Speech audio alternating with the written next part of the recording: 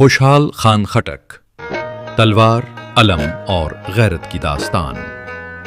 ایک ایسا شخص جس کے ایک ہاتھ میں تلوار تھی اور دوسرے ہاتھ میں قلم، جس نے میدان جنگ میں دشمنوں کا مقابلہ کیا اور اپنے قلم سے اپنی قوم کے دلوں میں غیرت، خودداری اور آزادی کا جذبہ پیدا کیا۔ ایک ایسا شخص جس کے الفاظ صدیوں گزرنے کے بعد بھی زندہ ہیں۔ لیکن سوال یہ ہے، وہ کون تھا؟ وہ کون تھا جس نے اپنی قوم کو صرف جنگ لڑنا نہیں بلکہ علم، اتحاد اور اپنی عزت کے لیے جینا سکھایا؟ وہ عظیم شخصیت تھی خوشحال خان خٹک۔ خوشحال خان خٹک 1613 عیسوی میں خٹک قبیلے کے ایک بااثر خاندان میں پیدا ہوئے۔ ان کے والد شہباز خان خٹک ایک اہم قبائلی سردار تھے۔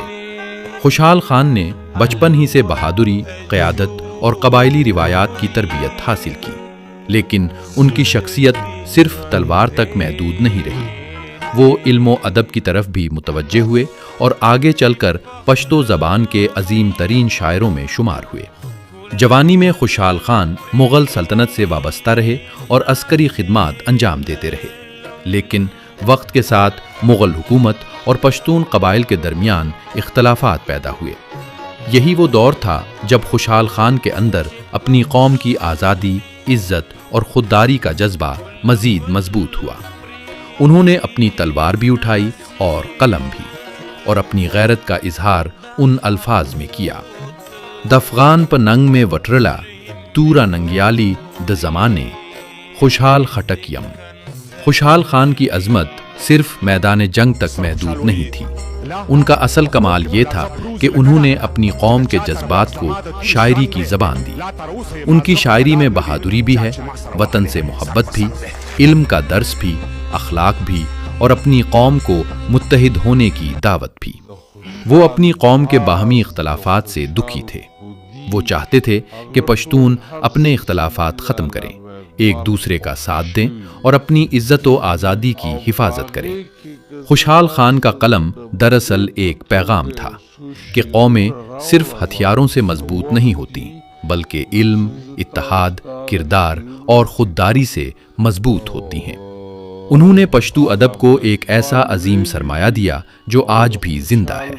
ان کا کلام صرف شاعری نہیں بلکہ زندگی، انسان، معاشرے اور قوم کے بارے میں گہری سوچ کا آئینہ ہے۔ اسی لیے خوشحال خان خٹک کو صرف ایک شاعر کہنا کافی نہیں۔ وہ شاعر بھی تھے، سپہ سالار بھی، فلسفی بھی، مفکر بھی اور قومی رہنما بھی۔ زندگی کے آخری دور میں بھی انہوں نے اپنے اصولوں سے سمجھوتا نہیں کیا۔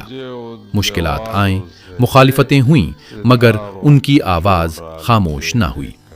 1689 عیسوی میں خوشحال خان خٹک اس دنیا سے رخصت ہو گئے، لیکن ایک عظیم انسان کی زندگی صرف اس دن ختم نہیں ہوتی جس دن وہ دنیا سے جاتا ہے۔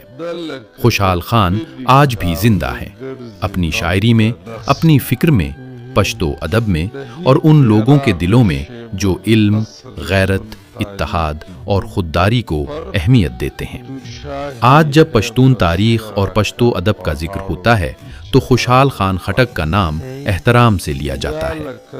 وہ ہمیں یہ سبق دے گئے کہ اپنی قوم سے محبت صرف دعوے کا نام نہیں بلکہ علم حاصل کرنے، کردار بلند کرنے، اتحاد قائم کرنے اور اپنی عزت کی حفاظت کرنے کا نام ہے۔ خوشحال خان خٹک دنیا سے چلے گئے، مگر ان کا قلم آج بھی بول رہا ہے، ان کی شاعری آج بھی زندہ ہے، اور ان کا نام آج بھی تاریخ کے صفحات پر روشن ہے۔ خوشحال خان خٹک، خٹک قوم کا فخر، پشتو ادب کا روشن باب اور پشتون تاریخ کی ایک لازوال شخصیت۔ تحریر و تحقیق نصاب خٹک۔ د کفن سره رابا صدا د وخت د کفن سره رابا صدا د وخت غلامان شو پښتانه خوشحال خټکا